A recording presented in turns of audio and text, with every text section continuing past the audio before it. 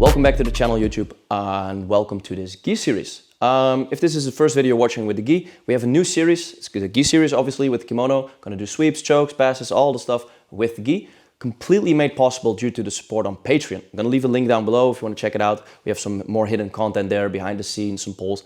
But it's pretty cool that we have zero support on YouTube. We're not monetized anything whatsoever. But due to the support of some really cool people over Patreon, we can now expand the channel. And besides no Gi instructionals and the stuff we do and the quick fixes, we now can expand into the kimono and do some Gi stuff. I really hope it's going to be nice and what people are looking for. If you have any suggestions for future content, always feel free to send me a message. Storm, thanks so much for helping me out. We're going to show you today some submissions from back control and some various setups. Stay tuned. I'm going to use the Gi, we're going to choke, going to have some fun. Puss.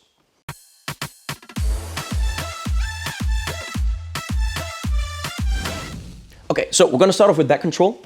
Well, with the no-gi stuff, we've seen rear neck chokes, etc., etc. Now we're going to use the lapel. We're going to start off pretty basic, going to do some variations, going to show some different setups. So for the first one, I have my seatbelt control, so I control Storm. I'm going to open up his lapel, we're going to go deep in, thumb deep, and reach all the way in. I don't want to close my hand yet and then go higher. I want to go as high as possible, open up his lapel, and I want to fold it a little bit. So you can use your thumb on where the lapel meets the jacket to like fold it a bit and get really deep, or you can just open up the lapel and go. The detail of getting your thumb and your index finger, I think it's called in English, finger, thumb and index finger, open it up, go all the way in, as deep as possible, and then get a tight grip and squeeze. Now, what's going to choke him eventually is going to be a lot of my extending my arms, getting my elbow behind his neck, but also flexing my wrist. Now, in order to prevent Storm from just turning away, we're going to see this in some chokes. So the first one we're going to prevent, we're going to use this underhook arm to get the lapel anywhere. It doesn't matter if I'm high or low. It doesn't even matter if Storm grabs the lapel above or below my hand. It doesn't matter. I'm just going to extend both wrists, both arms, and lean back a little bit as I shrug my chest up and extend to get a basic choke here. If Storm grabs his hand or grabs his lapel above, it doesn't really matter. So once again, back control, open up, thumb, index finger, open up, go all the way deep with the thumb. Grab the second lapels, prevent him from turning, extend, and choke. Now, pretty basic, pretty well known. Second one, I'm going to do the same thing. I'm going to open up, go deep. Now, instead of controlling the lapel, especially if he starts to fight this hand, I'm going to control this hand. I don't grab the wrist, I grab the pinky finger, this side, go all the way over and keep control of it. So as I start to extend with the choke now, as Storm starts to turn a bit away, this arm prevents him from turning completely. I fall a bit backwards now to compensate for the fact that Storm is turning a bit, extend my wrist, extend my elbow, and get the choke. Same thing, different grip. So we can use the Gi lapel, or we can use his pinky finger and his arm. Now we're going to make it a bit more tight. Going to do the same thing. Open up, same Gi lapel grip. Just going to use the same side today, so you can obviously do both sides, switch grips. For now, we're going to use the same side. Open up, go deep. Now, instead of using this hand to grab anything, I go beyond his head, beyond his neck, and chop down. There's a few names for this.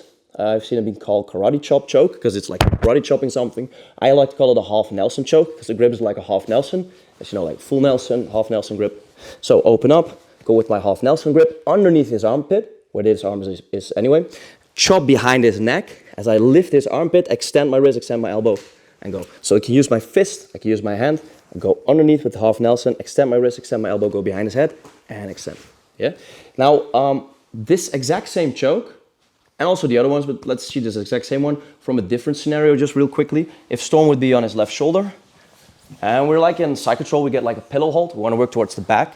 So I'm underneath his head, underneath his armpit. Maybe I'm trying to control the Kimura grip or having a Kimura trap.